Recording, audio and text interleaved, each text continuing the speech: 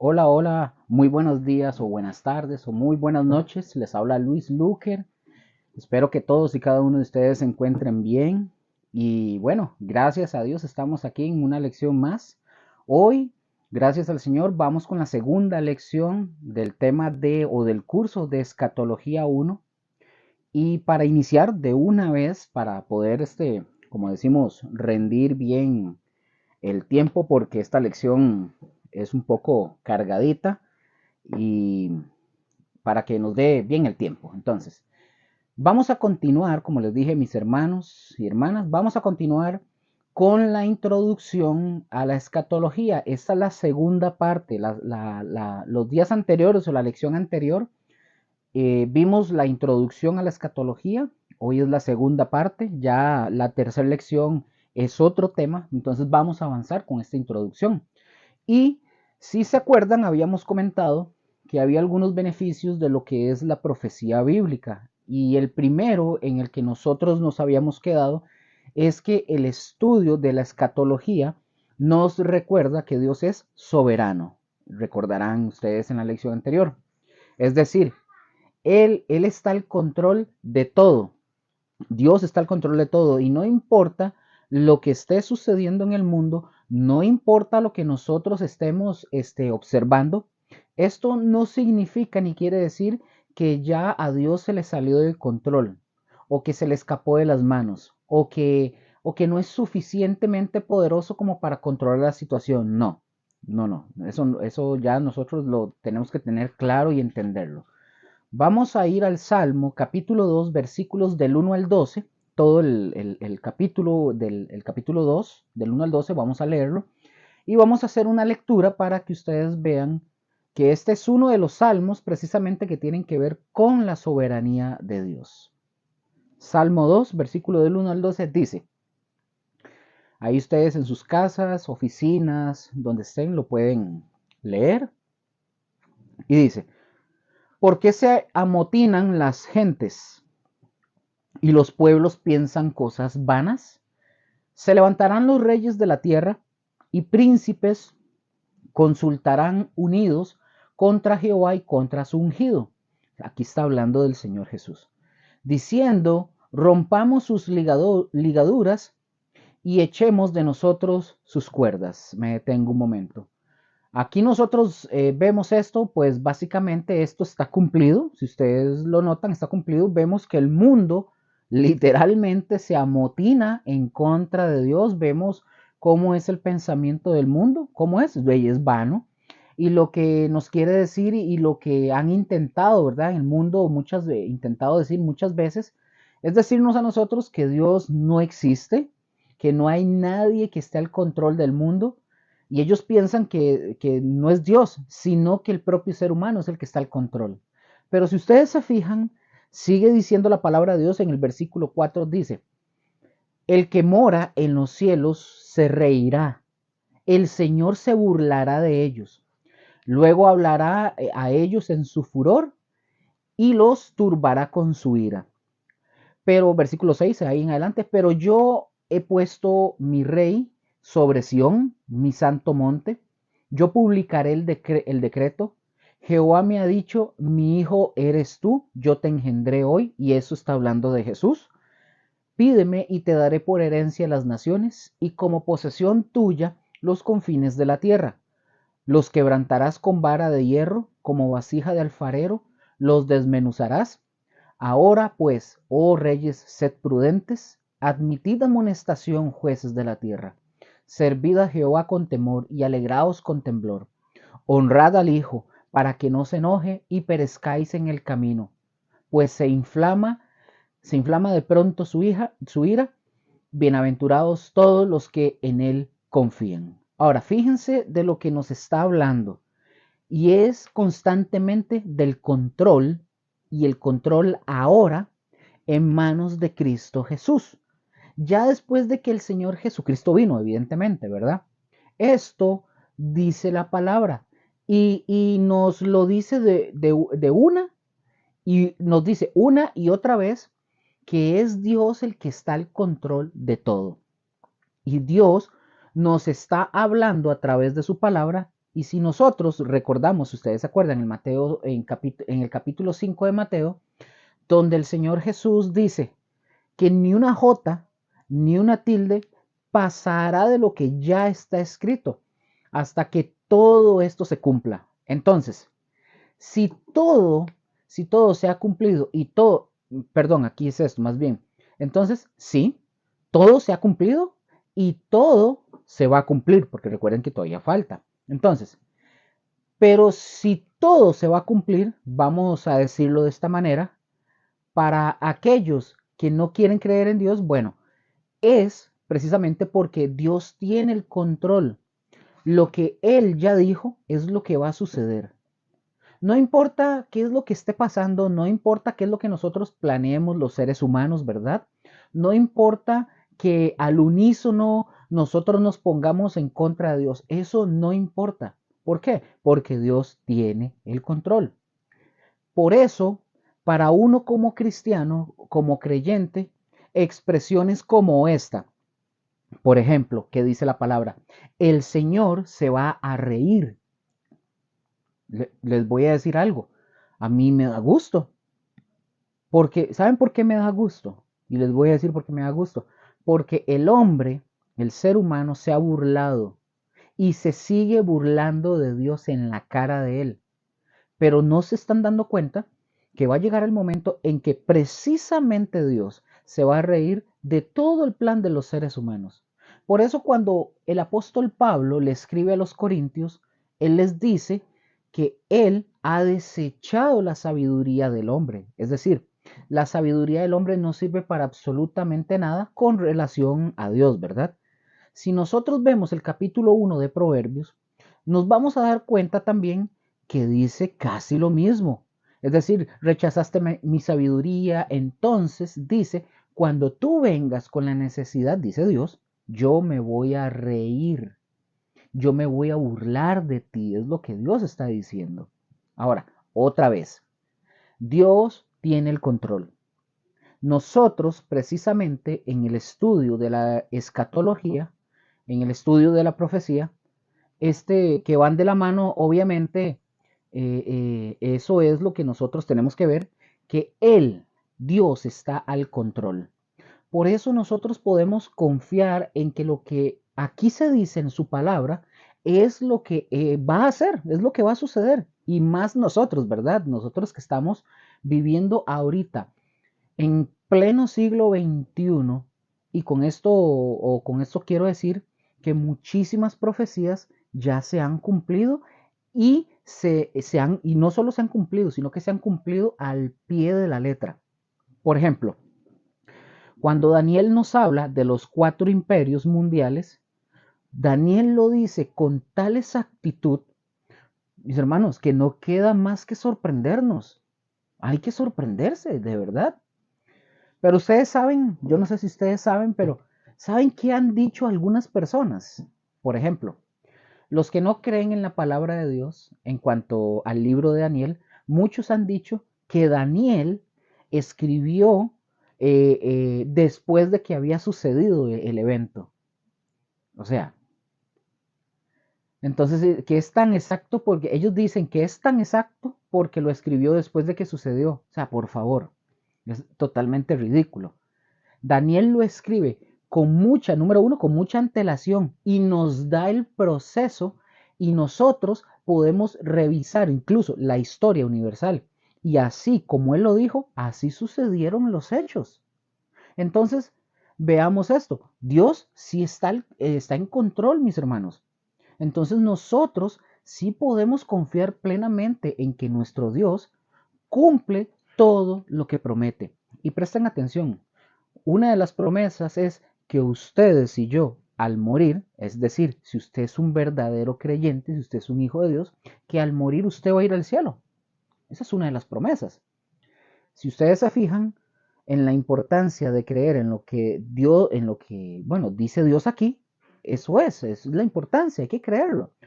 Porque todavía, recuerden que todavía no nos morimos, nosotros todavía estamos aquí, ¿verdad? Pero nosotros sí podemos estar confiados porque si Dios cumplió otras cosas, estamos seguros de que Él cumplirá todavía lo que está por venir. Ya les hablé el punto número 1, ¿verdad? Al principio. Ahora vamos con el punto número 2. Punto número 2 dice, el estudio de la escatología nos recuerda que Dios es bueno. Vean qué interesante. El estudio de la escatología nos recuerda que Dios es bueno. Ahora, vuelvo a hacer referencia a los tiempos que nosotros estamos viviendo. ¿Cómo son estos tiempos? Bueno, son crueles, son tiempos violentos, son tiempos fríos, fríos en el sentido de la relación entre los hombres. Pero cuando decimos en este punto que Dios es bueno, es porque, mis hermanos, es porque todo esto se va a acabar. Esto no es para la eternidad. Es decir, lo que ustedes y yo estamos viviendo no es para la eternidad. Quizás lo que nosotros en un momento determinado no podemos entender es por qué Dios ha permitido durante tanto tiempo estos acontecimientos. Otra vez, no quiere decir que Dios no está al control y que Él no sea soberano. ¿Me doy a entender? Ok, vamos a ver algunos textos de la Biblia para que veamos de manera palpable que cuando estamos pasando por momentos difíciles, ya sea como personas o como humanidad, todo esto tiene un fin. Entonces, yo voy a decir los versículos que vamos a ver de una vez y yo los voy a ir viendo y se los voy a ir leyendo. Pero vamos a ver Romanos capítulo 8, versículo 18. Luego brincamos a Segunda de Corintios 4, 17 y 18. Entonces, dice Romanos 8, 18. Pues tengo por cierto que las aflicciones del tiempo presente no son comparables con la gloria venidera que en nosotros ha de manifestarse. Es decir, lo que nos está diciendo aquí la escritura es que lo que estamos viviendo va a pasar, se va a ir. Y en comparación con la eternidad, esto básicamente no es nada. Esto no es nada. O sea, vamos a suponer que nos tocó vivir, suponiendo, ¿verdad? Que nos tocó vivir una vida sumamente difícil. Vamos a pensar en toda la vida, que normalmente no es así, dicho sea de paso, porque Dios siempre nos da tiempos o periodos de descanso, de refrigerio, por así decirlo, y de felicidad. O sea, se alternan, se alternan. Nunca se nos olvide que vivimos en un mundo que está caído. Algo o alguna vez en la vida nos tiene que tocar de este mundo, o sea, no vamos a ser intactos, no, o sea, no estamos exentos, ¿verdad? De que algo nos pase o pasar calamidades, no estamos exentos. Bueno, pero veamos la esperanza ahora. En 2 Corintios 4, capítulo 4, versículos 17 y 18 dice, porque esta leve tribulación momentánea produce en nosotros un cada vez más excelente y eterno peso de gloria, no mirando nosotros las cosas que se ven, sino las que no se ven. Pues las cosas que se ven son temporales, pero las que no se ven son eternas. Si ustedes se fijan, Dios siempre nos está mostrando su bondad, siempre. Y nos hace que nosotros miremos hacia allá. ¿Hacia dónde? Hacia el futuro, no al presente. Por eso dice que nosotros no miramos lo que estamos viviendo en este mundo. Esto, esto que nos pasa es temporal. Recuerden, es temporal. Fíjense y anoten esto. Vamos a ver, vamos a ver cómo los problemas y las limitaciones por los que pasamos, ¿verdad? En realidad tienen varios beneficios. Y vamos a ver, como número uno, nos recuerda, nos recuerda que los sufrimientos, y déjeme hacer una acotación aquí, sufrimos, hermanos, sufrimos. Sufrimos a veces, no nada más de desprecios, también sufrimos algunas veces de situaciones que nos tocan emocionalmente y físicamente. Y Cristo, es decir, Dios se hace carne, y recordemos Jesús, y participó de nosotros, como nosotros, Cristo vivió, Él sufrió emocionalmente, Él sufrió también físicamente. Por eso Dios a nosotros, mis hermanos, Dios nos comprende cuando nosotros estamos sufriendo. Nadie, absolutamente nadie le puede decir al Señor, ay Señor, ¿usted qué sabe de lo que yo estoy pasando? O sea, usted a mí no me entiende lo que yo estoy viviendo. O sea, por favor, porque Cristo Jesús lo vivió en carne propia. Dios mismo en Cristo Jesús lo vivió. Entonces, como dije, nos recuerda los sufrimientos de Jesucristo. Y para que nosotros no digamos, que, ay, sí, ¿verdad? Todos sufridos, que no digamos que somos los únicos que nos está pasando, no, no nos está pasando nada más a nosotros. Incluso, si nosotros vemos, pensemos, por ejemplo, nada más en los 12 apóstoles, todos ellos sufrieron, ninguno de ellos vivió la vida como viviendo así, ¿verdad? Tirándose la suave y cómodos. Todos ellos sufrieron, todos. Por ejemplo, yo podría pensar cuando viene un momento difícil y que yo le diga al Señor, ah, no, hombre, Señor, pero yo me estoy portando bien. Yo estoy haciendo todo lo que tú me mandas, ando un buen camino, doy ofrendas, doy diezmos, estoy sirviendo, yo estoy bien. ¿Por qué permitiste este momento tan difícil en mi vida? Podríamos pensar en eso. Pero lo que yo debo pensar es y ver, número uno, ¿qué corona tengo yo que sea distinta a la de muchos de nuestros hermanos que a través de los tiempos, o a los de los apóstoles, incluso a la misma del Señor Jesucristo? Imagínense que los apóstoles, de todos los apóstoles, todos murieron martirizados a excepción del apóstol Juan. Juan fue, ustedes recordarán, el apóstol Juan fue exiliado a la isla de Patmos, pero antes a Juan, le habían hecho el intento de matarlo y lo quisieron meter en una olla de aceite hirviendo. Lo metieron y lo volvieron a sacar y salió reluciente el hombre. Eso es un milagro, pero fue exiliado a la isla de Patmos, pero el que haya sido exiliado no significa y no quita que no haya sufrido, pero fue el único que murió de viejito, de causas naturales. Todos los demás fueron martirizados terriblemente.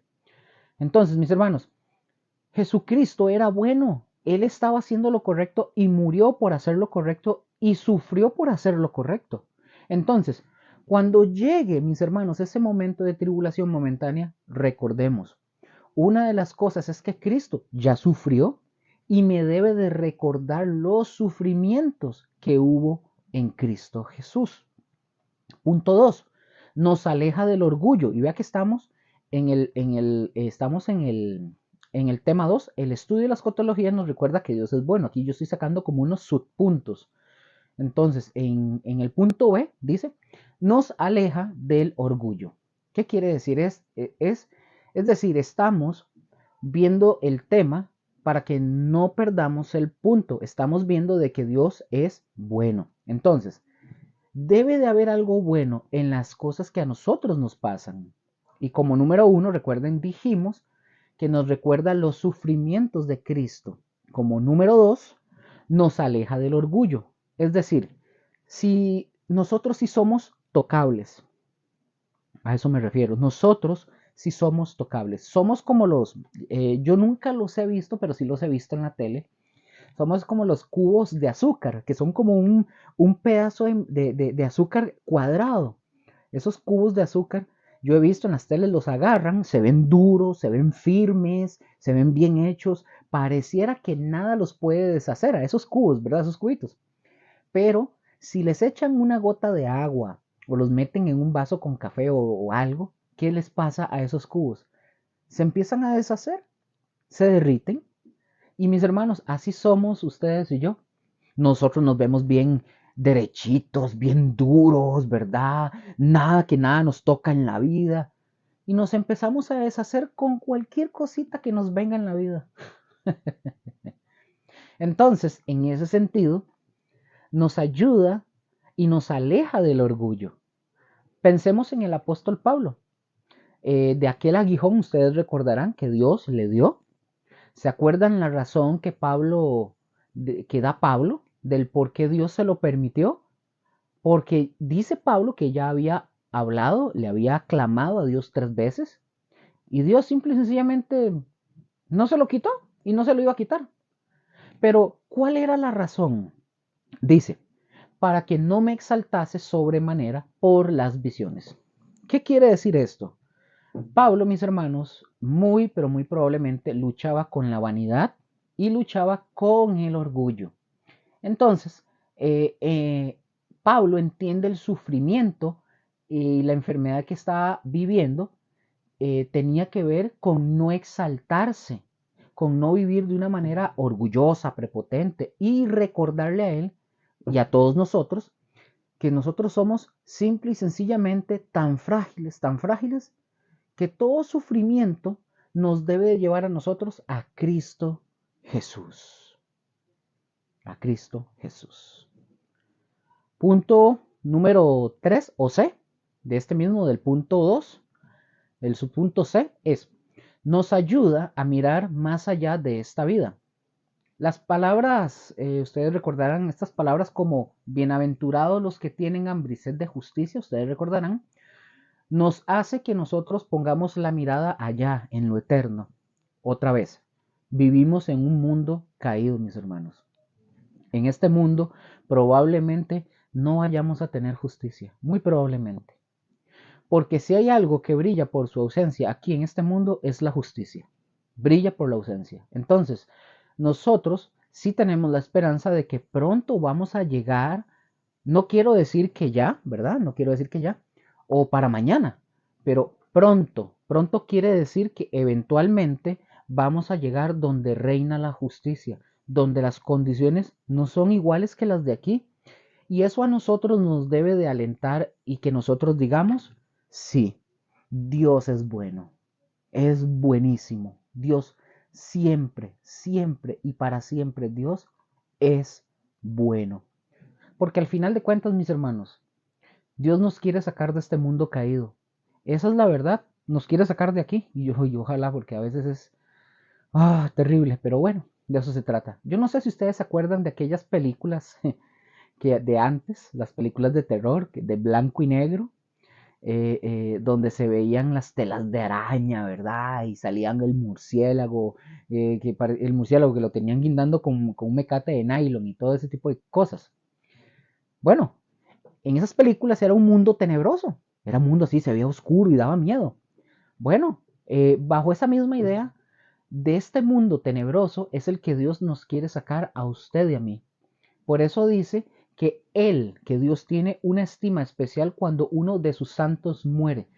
De sus santos, no como la gente que pone, dice que Dios estimada es la muerte de sus santos y se murió un narcotraficante y todos ponen estimada a los ojos de Jehová es la muerte de sus santos, sí, por favor. No, no, un hijo de él, un santo, de verdad. Es decir, para nosotros la muerte nos entristece evidentemente, pero para Dios, cuando ustedes y yo morimos, o sea, cualquiera de nosotros, Él ya nos sacó. Por eso dice que estima. A Él le da gusto porque ya nosotros llegamos a casa, salimos de aquí. Nos sacó de este mundo, nos saca de este mundo que vive en tinieblas. Punto número D, el D. Prueba nuestra fe. En la bondad de Dios, cuando nosotros pasamos por momentos difíciles o cuando la humanidad está pasando por momentos como los que estamos viviendo en la actualidad, Dios está probando nuestra fe. Es decir, no vamos a morir o a sucumbir junto con el mundo, porque Dios nos va a sacar antes de que eso suceda. Y si nosotros abandonamos la fe por cómo vemos la vida o por cómo está yendo de mal en este mundo, pregunta, ¿tendríamos realmente fe? ¿Será que realmente teníamos fe? La respuesta es sencilla, no. Sencilla, no. Éramos quizás simpatizantes, simpatizantes, como hay muchísimos en la actualidad, desgraciadamente. Muchos no son creyentes, son solo simpatizantes. Y si usted escucha esto, tenga cuidado de que usted no sea un simpatizante. ¿Y quiénes son los simpatizantes, Luker? Todos aquellos que se parecen mucho al trigo. ¿Se acuerdan aquella parábola? Dios El sembrador sembró el trigo, el maligno sembró la cizaña, etc. Entonces, toda cizaña, aunque se parece mucho a un cristiano, no es un cristiano, no es un hombre o una mujer de fe. Simple y sencillamente, la diferencia de la cizaña es que es muy parecida al trigo. Incluso tienen una vainita donde está la semilla, pero la diferencia entre el trigo y ella es que cuando usted abre la vainita no hay semilla. Es muy parecido, es muy parecido. Y ojo, porque yo nunca he visto una rama de trigo, pero sí las he visto por foto. Y una de las cosas o de las características interesantes del trigo es esta. El trigo y la cizaña crecen juntas, se ven iguales. El trigo tiene una característica que el trigo sí da, como lo acabo de mencionar, da semilla. ¿Qué hace la semilla de trigo cuando ya crece? Hace que el trigo se doble, que caiga, se doblegue, o sea, que se incline. La cizaña, al no tener semilla, no tiene peso, queda erguida. Yo no me doblo. No santo pavo, hermanitos. Yo no me arrodillo, yo no me doblo ante ningún hombre ni ante nadie. Eso es cizaña. En cambio, el trigo dice que lleva semilla. En él tiene el fruto. Entonces se dobla, se doblega porque tiene fruto. En la cizaña no. La cizaña no rinde pleitesía y no rinde culto a nadie, a nadie. Yo no me doblo. Yo soy un cristiano y tengo orgullo. Ah, sí, de esos, justamente. Bueno, en ese sentido, es muy parecido. La cizaña, el trigo y la cizaña son parecidos, pero no son lo mismo. Bueno, entonces es probada nuestra fe y por muchas cosas como estas. Incluso, fíjense ustedes, es probada nuestra fe cuando nos va incluso bien en la vida. Nos va muy bien. Porque, oigan, hay mucha gente que cuando le va bien en la vida, ¿qué es lo que hace? Se van de la iglesia, dejan a Dios, se alejan del Señor, ya no quieren nada con Él. Entonces, por un lado, y por el otro lado, eso es por un lado, ¿verdad? Y por otro lado, nuestra fe también es probada. Punto número E. Le da la oportunidad a Dios para demostrar su poder. Le da oportunidad a Dios para demostrar su poder. Había un hermano, mis hermanos, de una congregación. Este hermano la estaba pasando requete contra mal. Es una historia real. En serio, muy mal, con M mayúscula y con M de mucho y de más y de máximo. Dice que un día se acercó a un amigo y este hombre que la estaba pasando mal le empezó a contar toda la situación a su amigo. Entonces el amigo, mientras este hombre estaba oyendo, el amigo estaba clamando al Señor, ¿verdad? En su interior diciendo, Señor, ayúdale, dame las palabras para yo poder animar a este hombre, etcétera, etcétera. Cuando el hombre termina de decirle todas las cosas que estaba sucediendo, el amigo le dice, mi hermano, anímate, hay que confiar en el Señor. Entonces el hombre que está pasando por una mala situación le dice, no, no, no, no, suave, suave, espérese, yo no estoy preocupado, yo no estoy para nada preocupado, más bien estoy emocionado por todas las tribulaciones que me están pasando, estoy emocionado por ver qué va a hacer Dios para sacarme de esto. Mis hermanos, eso es fe. Entonces, todo el mal da la oportunidad para que Dios demuestre su poder. Este hermano, en aquel tiempo, cuando le estaba sucediendo todo esto, él no tenía hijos, cuenta de la historia. Hoy, este hombre ya tiene familia, tiene hijos, su esposa. Ojo, ¿qué hace su familia y sus hijos? Son servidores y son servidores de Dios fieles. Su esposa y sus hijos y están obviamente ya levantados y todo. ¿Qué pasó con ellos? Ellos vieron el poder de Dios a través de las situaciones difíciles de la vida de lo que estaban pasando. Entonces, mis hermanos, Dios es bueno. Nos muestra que ahí está Él y que Dios tiene el poder para sacarnos adelante y lo que nosotros tenemos que hacer es confiar en Él. Eso es todo. Vamos a ver otras dos escrituras más. otros dos más. Vamos a ver segunda de Timoteo, capítulo 2, versículo 11 al 13, y vamos a ver el Evangelio de Juan, capítulo 14, versículos del 1 al 3. Vamos de una vez con segunda de Timoteo 2 del 11 al 13 y dice, palabra fiel es esta, si somos muertos con Él, también viviremos con Él, con Cristo. Si sufrimos, también reinaremos con Él. Si le negáremos, Él también nos negará. Si fuéramos infieles, Él permanece fiel. Él no puede negarse a sí mismo. Vean, mis hermanos, ven cómo ahí está el hecho de que podemos padecer, pero también está ahí la presencia de que Él es fiel y Él nos va a ayudar. Si nosotros somos verdaderos creyentes, Él nos va a ayudar. Y si hay algo que nosotros debemos de analizar en nuestra vida, y eso nos debe de llevar precisamente a analizar en la escatología, es si yo soy fiel o no soy fiel. Así de sencillo. Porque si yo no soy fiel, si yo no soy realmente un seguidor de Cristo, de prácticamente pues nada de lo que vamos a ver en todo este curso no tiene nada que ver con usted. Si usted no es realmente un seguidor de Cristo, usted no está haciendo absolutamente nada escuchando esto. Entonces tenemos que analizarnos, de verdad. Ahora, Juan capítulo 14 del 1 al 3 nos dice, no se turbe vuestro corazón, aquí está hablando Jesús.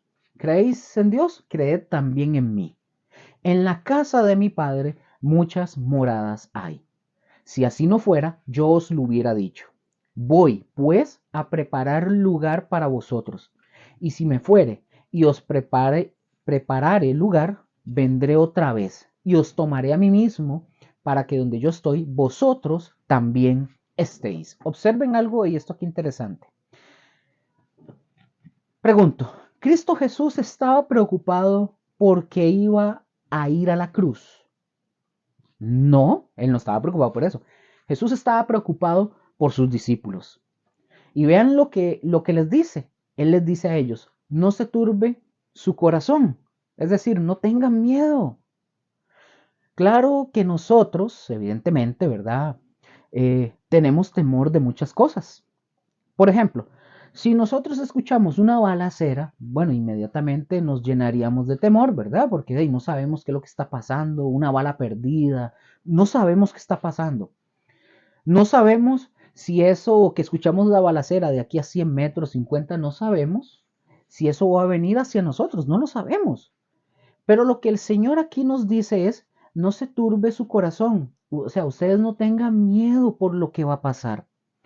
Y es aquí donde ustedes y yo debemos alentarnos por esa bondad de Dios. Su gracia, su bendición, de verdad están con nosotros cuando nosotros estamos pasando por situaciones difíciles. Mis hermanos, la palabra de Dios nunca, nunca, nunca ha dicho que Dios nos va a librar de las tribulaciones. No nos dice que nos va a librar de los dolores. Él promete estar con nosotros. Y cuando se manifiesta su presencia es cuando no hay que temer.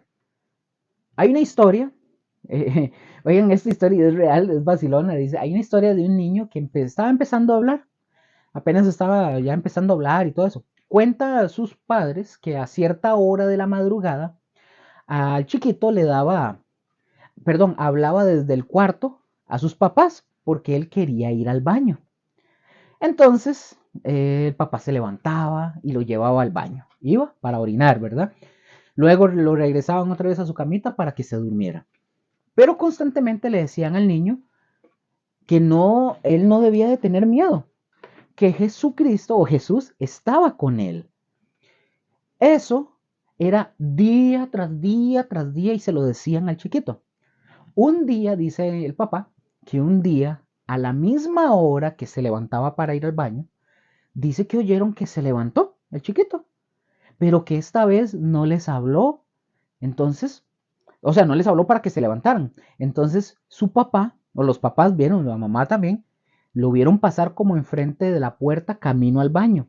Entonces el papá se levanta y va detrás de él, pero haciendo silencio, ¿verdad? El papá se fue detrás de él haciendo silencio para que el chiquito no se asustara. Entonces dice el papá que él se escondió para que su hijo no lo viera. Entonces, mientras él está escondido, observando al chiquito, escucha decir a su hijo, y dice el chiquito así, dice, Señor Jesús, yo sé que tú estás aquí, porque mis papás me dicen que tú estás aquí, pero por favor, no te vayas a mover porque me asustas. Entonces, o sea, noten, noten, al chiquito le dio valor de levantarse para ir al baño solo. Entonces, él también le pedía a Jesús que no lo asustara. Pero eso ya es otra cosa. Ok, la cuestión que es que pasa lo mismo cuando nosotros estamos sufriendo. Sentimos la seguridad de que Jesús va con nosotros. Esa es la diferencia y esa es la razón. Esa es la razón. Por eso, a nosotros en la escritura nos dice, por ejemplo, en Isaías, en el capítulo 8, no lo vamos a leer, nada más voy a mencionarlo. Dice que nosotros no debemos de temer lo que los demás temen. O sea, todo el mundo puede tener miedo a muchas cosas, pero nosotros no podemos seguir ese jueguito, ¿verdad? Ese matarile. Por eso en la primera clase, la pasada, yo les decía de cuántas veces se ha dicho que viene un meteorito, ¿se acuerdan? Que va a estrellarse contra la Tierra y que va a acabar con la Tierra. No, no, no. Nosotros no tenemos que tener miedo de ese tipo de cosas. El Señor dijo, recuerden esto, ustedes ya lo han leído, supongo. El Señor dijo, oiréis de guerras y rumores de guerras. Pregunto, ¿y eso debe paralizar nuestro corazón? Pues realmente no, porque Dios tiene el control y Dios quiere que seamos diferentes, gente que no es paralizada por el temor, porque la cuestión no es si ustedes y yo tenemos o no miedo. Mis hermanos, la naturaleza humana es que nosotros tengamos miedo, es normal, así nos hizo el Señor, pero lo que Dios no quiere no es que no tengamos miedo, porque si usted, voy a decir algo, si usted viene y me dice a mí ahorita que usted no siente temor por situaciones, por cosas que vayan, cosas a suceder, que usted comienza a ver cosas raras o que le pasen algo y usted no siente miedo, mi hermano, yo le voy a decir, usted vaya con un psiquiatra, porque si usted está mal, o sea, naturalmente nosotros sentimos miedo a ciertas situaciones, es normal, no es algo malo. La cuestión es que el temor no te puede paralizar, no te debe paralizar. Usted tiene que caminar por fe. Y es ahí entonces cuando Dios se manifiesta, no antes. Es cuando ustedes y yo nos movemos. Por ejemplo, por ejemplo, en Mateo capítulo 28, versículos del 18 al 20, cuando Jesús dice que vayamos y hagamos discípulos, que los bauticemos y que les enseñemos, en el versículo 20 dice una promesa preciosa. Escuchen lo que dice. Voy a leer desde el 18 en adelante. Y Jesús se acercó y les habló diciendo, Toda potestad me es dada en el cielo y en la tierra, por tanto, id y haced discípulos a todas las naciones, bautizándolos en el nombre del Padre y del Hijo y del Espíritu Santo, enseñándoles que guarden todas las cosas que os he mandado. Y he aquí, yo estoy con vosotros todos los días hasta el fin del mundo. Amén. Ahora fíjense, es bueno saber esta promesa, es muy bueno. Pero escuchen, esa promesa en el contexto se está dando o está dada a quienes están haciendo la obra de Dios, a quienes están moviendo. Si nosotros no estamos haciendo nada, ¿cómo vamos a ver la gloria de Dios? O sea, si usted no está haciendo nada, sorry, no lo vas a ver. Cuando te den malas noticias o sepas de malas noticias, de usted lo que va a hacer es atemorizarse y se va a desmotivar y va a dejar de creer. Tan sencillo. Eso va a pasar. O sea, ¿cómo se va a manifestar Dios si no te estás moviendo? Oigan, de verdad, hay gente que quiere ver la gloria de Dios, pero están sentados viendo la televisión. Pregunta, Pregunta, ¿se manifestará el Señor ahí? ¿O se manifestará el Señor en el partido de fútbol, cuando usted va al estadio y con esa, no sé qué, el Señor se va a manifestar ahí? No creo, dice un meme, no creo. Pero cuando ustedes y yo estamos haciendo la obra, es entonces que el Señor se manifiesta y nosotros vemos la gloria de Dios y sentimos su presencia. Y eso, mis hermanos, cambia todas las cosas. Hace de nosotros mejores cristianos. ¿Por qué, Luker? Porque ustedes y yo estamos seguros de que ahí está el Señor. Por eso es que sabemos que Dios es bueno en cosas como sencillas, como cómo no es bueno, cómo no es bueno para sacarnos adelante con toda la situación que está pasando en la humanidad. Dios es bueno, de verdad. Ok, avanzamos. Vamos ahora sí al punto número 3. Punto número 3 para avanzar. El estudio de la escatología nos motiva a una vida santa. Repito esto. El estudio de la escatología nos motiva a una vida santa. Vamos a ver tres, eh, tres libros o tres textos. Segunda de Pedro, capítulo 3, versículo 9 al 14. Luego vamos a pasar a Primera de Juan, capítulo 2, versículos 28 al 29. Y brincamos de esa de Primera de Juan al capítulo 3, versículo de 1 al 3. Y por último vamos a ver Mateo 24, versículo 48 al 51. Segunda de Pedro, primero para que volver a repetir. Segunda de Pedro 3, 9 al 14. Primera de Juan 2, 28, 29. Y luego brincamos al capítulo 3, versículos del 1 al 3. Y Mateo 24, 48 al 51. Entonces dice, segunda de Pedro 3, 9 al 14 dice, el Señor no retarda su promesa, según algunos la tienen por tardanza, sino que es paciente para con nosotros, no queriendo que ninguno perezca, sino que todos procedan al arrepentimiento. Pero el día del Señor vendrá como ladrón en la noche, en el cual los cielos pasarán con gran estruendo, y los elementos ardiendo serán deshechos, y la tierra y las obras que en ella hay serán quemados.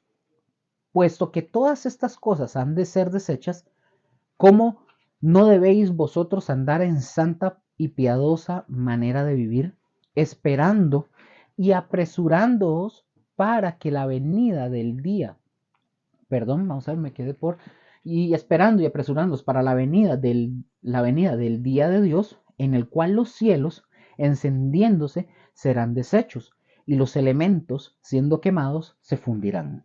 Pero nosotros esperamos, según sus promesas, cielos nuevos y tierra nueva, en los cuales mora la justicia. Por lo cual, oh amados, estando en espera de estas cosas, procurad con diligencia ser hallados por él sin mancha e irreprensibles en paz. Ahora, pensar en este conflicto que es la nueva creación, donde todo esto se va a ser deshecho y va a ser hecho nuevo, nos debe de traer tanto temor a nuestro corazón. Y aquí la palabra temor quiere decir tanto respeto a Dios que nos anime a nosotros a tener una vida santa. Es decir, esto nos debe motivar a nosotros. Vamos a ver Primera de Juan, como dije, Primera de Juan, capítulo 2, versículo 28 al 29. Dice, y ahora, hijitos, permaneced en él, para que cuando se manifieste tengamos confianza, para que en su venida no nos alejemos de él avergonzados. Si sabéis que él es justo, sabed también que todo el que hace justicia es nacido de él. Ahora Primera de Juan, capítulo 3, versículos del 1 al 3 dice, mirad cuál amor nos ha dado el Padre para que seamos llamados hijos de Dios. Por esto el mundo no nos conoce, porque no le conoció a él. Amados, ahora somos hijos de Dios y aún no se ha manifestado lo que hemos de ser. Pero sabemos que cuando Él se manifieste, seremos semejantes a Él, porque le veremos tal como Él es. Y todo aquel que tiene esta esperanza en Él se purifica a sí mismo, así como Él es puro. Si ustedes se fijan, tener esta esperanza a nosotros nos purifica, es decir, nos ayuda a nosotros a vivir en santidad. Porque si no, de acuerdo a la primera cita que nosotros leímos, nos va a pasar que cuando venga Cristo, dice que nosotros nos vamos a alejar de Él avergonzados. O sea, obviamente, ¿cómo vamos a mirar a Jesús a los ojos? ¿Cómo vamos a justificar lo ingratos que hemos sido? Es decir, todos somos imperfectos, pero humanamente nosotros debemos de hacer todo lo posible por honrar a Dios. Y no es que no nos equivoquemos, es que nos equivocamos y seguimos en el camino correcto. Nos paramos de la caída, nos frotamos las rodillas, nos ponemos una curita, lloramos si hay que llorar, pero seguimos en el camino y vamos detrás de él, vamos en ese camino. Justamente esa es la idea, esa es la idea. Por ejemplo, yo creo que todos, ustedes y yo creo que todos hemos ido a Walmart, al Walmart, o cualquier otro supermercado, póngale el nombre que usted quiera. Y a veces a nosotros nos tocan filas, ¿verdad? De gente así, pero filas enormes. Es con la idea que vengo hablando sobre estar avergonzados. Filas enormes. Y mientras nosotros vamos avanzando en la fila, yo no sé si ustedes han visto o les ha tocado, hay gente que de repente le dice a uno, mira, pase usted primero. Mira, si quiere pase usted primero. No sé si les ha pasado. Y dejamos a otros y nos vamos quedando, ¿verdad? Atrás. Uno le dice, pase usted, pase usted. Y nos vamos quedando así atrás. Bajo esa misma idea, vamos haciendo lo mismo porque nos da vergüenza llegar al Señor. Pero mis hermanos, les tengo una noticia, vamos a llegar tarde que temprano y lo vamos a tener que ver a los ojos. Y cuando vemos a alguien, uno normalmente, por ejemplo, lo saluda y lo ve a los ojos, ¿verdad? Ahora, ¿se imaginan la vergüenza que podemos sentir si no hicimos lo que debíamos de hacer y ir a ver a Jesús a la cara? Es tremendo no poder, escuchen esto, es tremendo no poder escuchar del Señor Jesucristo las palabras que nos diga, bien hecho siervo fiel. Qué tremendo. Bien hecho siervo fiel. Porque eso es lo que nosotros debemos de buscar. Nosotros lo vamos a ver. Eso no se va a poder evitar, mis hermanos. Pero eso sí, queremos escuchar esas palabras que nos hacen sentir, ¿verdad? Hacer sentir en realidad que sí valió la pena el esfuerzo. Pero sí, mi amor, sí, mis hermanos. O sea, vivir para Él sí valió la pena. Sí valió la pena. Mateo 24, 48 al 51 nos dice. Y dice, pero si aquel siervo malo dijera en su corazón, mi señor tarda en venir, y comenzare a golpear a sus consiervos y aun a comer y a beber con los borrachos, vendrá el señor de aquel siervo en día que éste no espera y a la hora que no sabe, y lo castigará duramente y pondrá su parte con los hipócritas. Allí será el lloro y el crujir de dientes. Aquí vemos el caso contrario, que el Señor te diga siervo malo y negligente. Eso es totalmente otra cosa. Se cuenta, hay una historia interesante, y vean qué vacilón esto, porque pónganle atención, es una historia real. Se cuenta de un jardín en París. Dice que cada vez que la gente pasaba por ahí, siempre lo veían muy, pero muy ordenadito, limpio, bien recortadito, ¿verdad? El jardín y bien trabajado, muy bien trabajado. Y en una de esas ocasiones, cuenta la historia que pasó una persona y se topó o vio al jardinero. Entonces, esta persona se acerca al jardinero para felicitarlo, para decirle que estaba muy bonito el jardín de la casa, etcétera, etcétera. En fin, se acerca y felicita al jardinero y le dice, esta persona le dice al jardinero, Señor, su patrón al ver todos los días lo bien ordenado que está este jardín, su patrón debe de felicitarlo y lo debe de animar con pagos extra incluso. Entonces, a la respuesta que el jardinero le da a este señor le dice, no señor, mi patrón no está aquí. Es más, mi patrón no vive aquí. Él no ha venido en mucho tiempo. Entonces le responde esta persona, pero, ¿cómo es que usted se esfuerza tanto si su jefe no está aquí? Entonces el jardinero le responde y le dice, porque el día que mi patrón venga, yo quiero que mi jefe vea todo como debe de ser, que todo esté bien hecho y que todo esté bien limpio. Bien, mis hermanos, con esta idea que les estoy dejando, digamos, de esta historia, con la misma idea, así debemos de esforzarnos ustedes y yo en nuestra vida, para que cuando nuestro Señor venga, nuestra vida esté ordenada, que estemos viviendo en santidad, como yo les dije.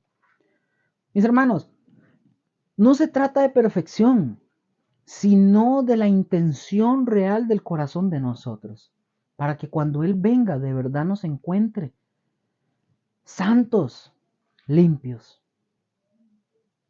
para no terminar avergonzados. El punto 4, ya pasamos el 3. El último punto 4, para que lo anoten y lo tengan ahí. El punto 4 es, el estudio de la escatología nos llena de esperanza.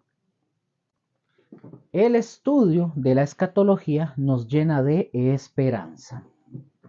Ok, aquí nosotros vamos a ver dos citas nada más. Tito 2, del 11 al 13, y Apocalipsis 19:7. Tito 2, del 11 al 13, y Apocalipsis 19:7. Dice Tito, porque la gracia de Dios se ha manifestado para salvación a todos los hombres, enseñándonos que, renunciando a la impiedad y a los deseos mundanos, vivamos en este siglo sobria, justa y piadosamente, aguardando la esperanza bienaventurada y la manifestación gloriosa de nuestro gran Dios y Salvador Jesucristo. Mis hermanos, la esperanza bienaventurada, dice el apóstol Pablo, cuando le escribe a Tito, es lo que él está diciendo. Entonces, sí es una buena esperanza. Mis hermanos, Pablo, el apóstol Pablo, escribió 13 cartas del Nuevo Testamento y en varias de ellas Pablo toca o habla la escatología. Y si ustedes se dan cuenta, Pablo, él estaba esperando el regreso del Señor Jesús. Era la esperanza que pronto viniera.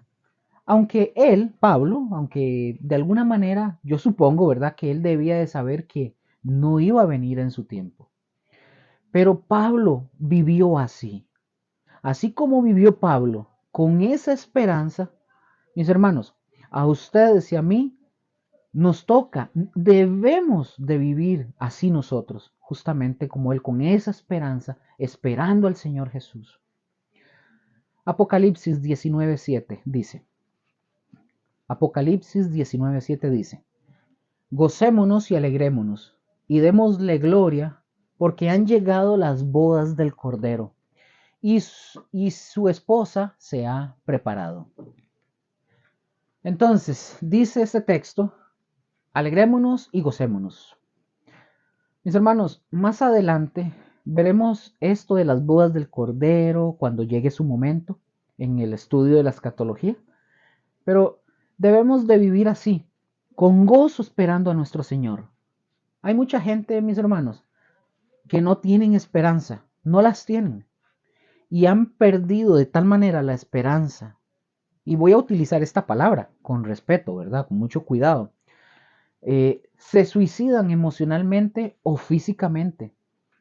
Emocionalmente se suicidan cuando a lo mejor se dan a las drogas o al alcohol, por ejemplo. Total, no quieren vivir aceptando la realidad de que de cada día. Pero mis hermanos, sí hay gente que sí se ha suicidado. Y hay gente que uno pensaría, o alguien pudiera pensar, bueno, es que se suicidó o se suicida la gente que no es muy capaz mentalmente o alguna cosa. Bueno, usted puede pensar algo así o decir algo así. Pero mis hermanos, eso no es cierto. No es cierto. Ustedes dirán, pero Luke, usted dice que no es cierto. Ah, bueno. eh, Eso no es cierto. Y les voy a dar dos ejemplos de cómo es básicamente suicidarse emocionalmente. Les voy a contar esto. En la descripción, recuerden que yo subo un PDF con una presentación. Ahí voy a dejar también esto que voy a hablar con el link por si ustedes quieren ir a leerlo o ir a conocer de esto que voy a hablar. Hubo o existió un novelista húngaro que se llamaba Sándor Márai. Era un novelista, hacía novelas, escritor. Sándor Márai. Este hombre y su familia, mis hermanos, su esposa, perdón, sus hermanos y su esposa salieron de Hungría por causas del comunismo. Ellos escaparon por el comunismo. Ellos no querían vivir en un territorio comunista, no querían. Entonces, esta familia, este señor Sándor Márai y su familia, se van para Estados Unidos. Y las personas que eran muy cercanas y que lo conocían, hablaban de este hombre como un hombre muy melancólico, muy melancólico.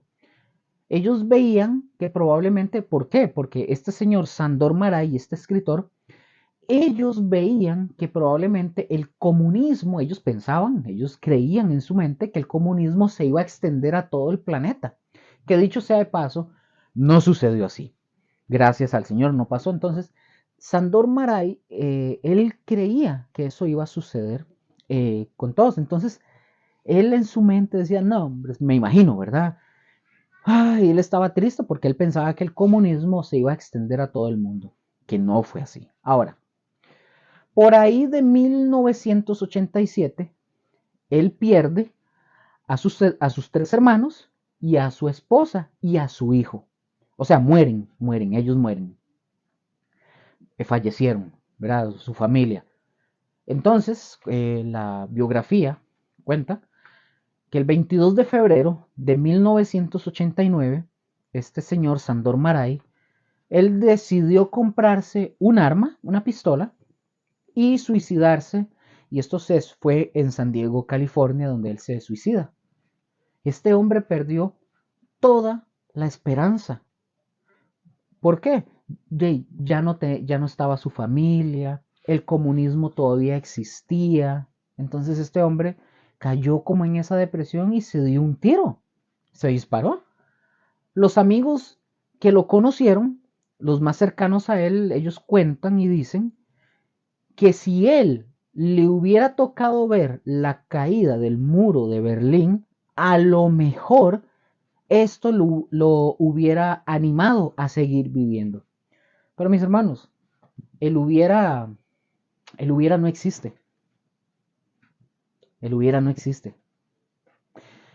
Y fíjense cómo este hombre que es tan inteligente, que tenía la capacidad de sentir, de hacer sentir a las personas cosas, sentimientos a través de sus novelas, de lo que él escribía, él perdió toda la esperanza. La perdió. Se disparó. Perdió la esperanza. Pierde la familia. Él creyó que el comunismo iba a continuar y perdió la esperanza. Esto quiere decir que no son los débiles mentalmente los que se suicidan, sino gente muy capaz y también intelectual que lo hace. Eso pasa. Hay otro escritor y biógrafo. Repito, esto ustedes lo pueden ver ahí en la presentación, ustedes lo pueden tener y buscarlo y leerlo. Hay otro escritor y biógrafo que se llamó, este sí es un poco más difícil de pronunciar, es Stefan Zweig. Ahí lo van a ver. Stefan Zweig. Dice la historia que este hombre escapa, huyó del nazismo junto con su esposa y se fue a vivir a Brasil.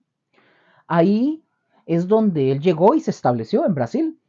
Dice que un 22 de febrero de 1942, Stefan Zweig y su esposa, esposa Lot, se llama como Lotte, dice la historia que fueron encontrados sin vida en un piso de Petrópolis, así se llama, un piso de Petrópolis, con una sobredosis de barbitúricos o narcóticos. Llamaron, dice que estaban llamando a su cuarto, ellos no respondieron y estuvieron insistiendo, insistiendo, insistiendo, hasta que tuvieron que forzar la puerta y al entrar lo vieron a él y a su esposa tomados de la mano en la cama. Se habían envenenado porque ellos creían que el nazismo iba a ganar la guerra. Imagínense, ellos no querían vivir en un mundo dominado por los nazis. O sea, mis hermanos, es decir, ellos habían perdido la esperanza en la humanidad. Y yo creo que podríamos hacer una lista enorme de gente que se suicida porque no le encuentra el sentido a la vida, por una cosa o por otra. Pero sin embargo, mis hermanos, sin embargo, fíjense en esto. A nosotros, el conocer lo que Dios va a hacer todavía, porque todavía quedan cosas por hacer, nos debe de animar a ustedes y a mí, nos debe de traer esperanza, nos debe de traer santidad, nos debe de traer gozo. En fin, es una serie de cosas y los puntos que yo ya le mencioné a usted. Y ya con esto voy finalizando. Y porque, es precisamente porque Dios tiene el control. Aunque parezca que no, y aunque el mundo le parezca que no, y digan, es que si Dios existiera, no estaría pasando esto. Pero no, mis hermanos, no es cuestión de que Dios existiera. Dios sí existe.